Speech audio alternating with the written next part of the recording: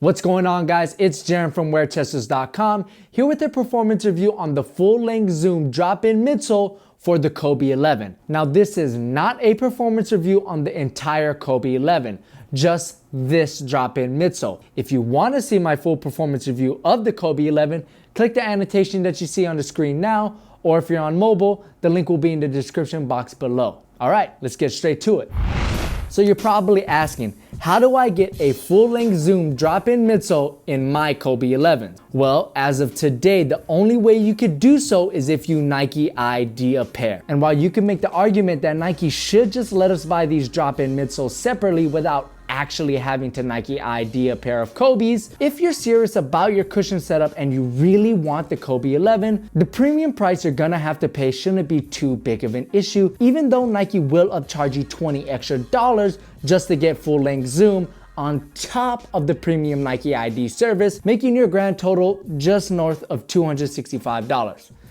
Yeah, that's right, $265.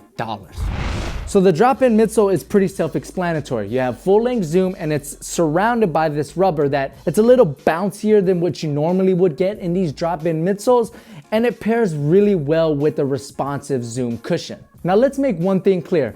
There isn't a definitive winner when you're comparing the two different cushion setups of the Kobe 11, and it really comes down to personal preference. If you love full-length Zoom, you're gonna love the full-length Zoom drop-in midsole. And if you love Lunarlon, you're gonna love the retail version of the Kobe 11. Think of it like this. I love Coke, but I like mine coming out of a can as opposed to a plastic bottle. They're both packaged differently, but they have the same Coke within them. I just like the way it tastes coming out of a can, and you might like the way it tastes coming out of a plastic bottle. It's personal preference. Same thing with the different cushion setups of the Kobe 11. The full-length Zoom setup is amazing. It's responsive and consistent, making me feel a little quicker on my feet and a little bouncier in my step. But if you're looking for a more plush ride that's a little bit more forgiving, the retail drop-in midsole is going to be the cushion setup for you. But again, if you want a responsive ride, go ahead and pull the trigger on the full-length Zoom cushion setup. It's totally worth it.